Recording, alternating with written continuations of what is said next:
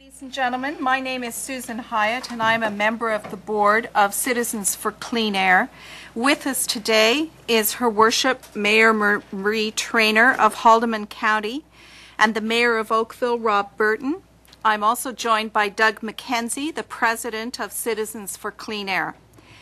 As we stand here today, an assessment of the site for the proposed Oakville generating station is being completed by TransCanada Energy Limited. That self-assessment does not include an evaluation of any alternatives, which is so critical for a massive facility proposed in such a unique, tiny location. C4CA has called on the Minister of the Environment and the Premier to require a proper, independent, individual environmental assessment of the project be conducted, which would include the examination of alternative sites. Mayors Burton and Traynor and Mayor Hazel McCallion, who could not be here today, have asked Energy Minister Duguid to consider a site in Nanticoke. I will now ask Mayor Traynor to provide information which we believe should be considered as part of this ongoing process. Mayor Traynor. Thank you. Haldimand County has the space and we have the lines. We'd like to invite the Premier and the Minister of Environment and Energy to come out to Haldimand County and view our site. We have two wonderful alternatives for them. Our existing OPG has 45,000 acres of available land in an industrial park with a 3-kilometer buffer zone, and it is slated to be closed in January of 2015. And that results in a loss of 600 local jobs, property taxes, and $3 million in economic spin-offs. As well, it would leave a massive electrical corridor virtually unused. OPG is working on converting their units to biomass or gas, or a combination of biomass and gas.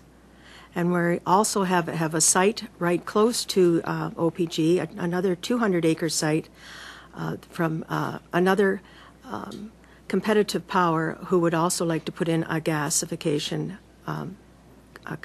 power plant.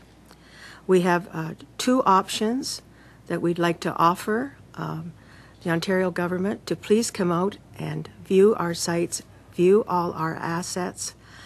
The corridor of wires is right there. There's 4 towers across with room for 2 new lines, or the old ones could be converted and renewed. We have it all. We have the space, we have the wires, and we want it. Why put it near schools and subdivisions and seniors' homes? Bring it out to Haldimand County, where we have a 3-kilometer buffer zone around 4,500 acres. We have it all in Haldimand County. We would welcome you to come out and tour at any time. We'll make ourselves available. Thank you, Mayor Traynor. I'd now like to invite Mayor Rob Burton of Oakville to say a few comments. Well, as ministers will listen to Mayor Traynor. The fact remains that this 975 megawatt gas-powered power plant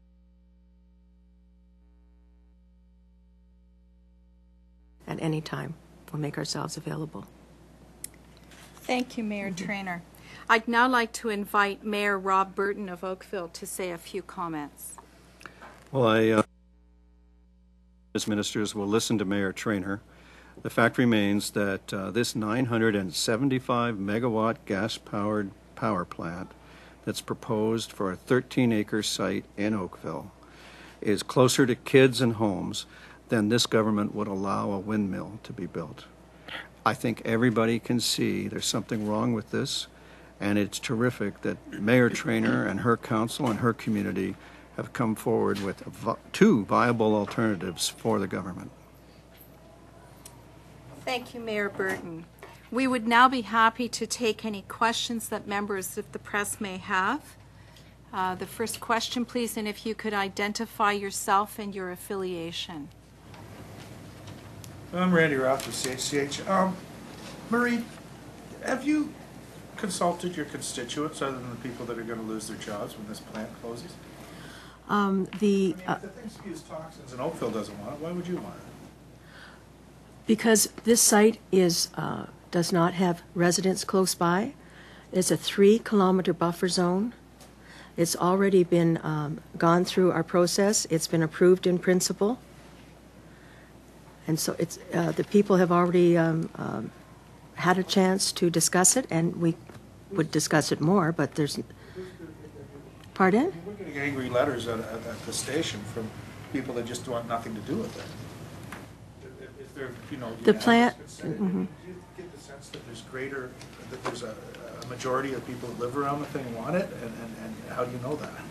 OPG has been there since the early 70s, well, actually the late 60s.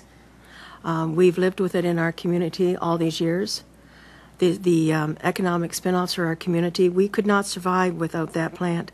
We need that tax revenue. If we lose the $3 million a year, we only have 45,000 people, and our community would have to make up that extra $3 million because there would always be the same number of roads to plow, the same amount of hydro produced, the street lights, all the amenities keep on going.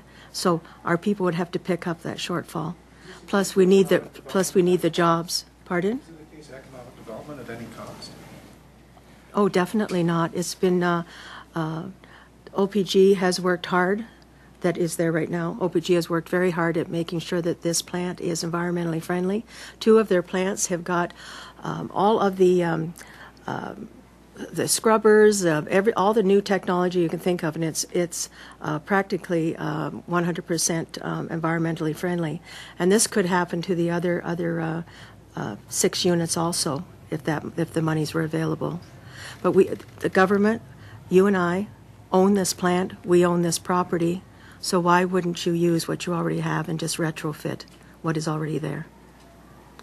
And they are already looking into biomass and gas, and a combination of biomass and gas. Rob, are you just willing to it can go anywhere as long as it's not in your community?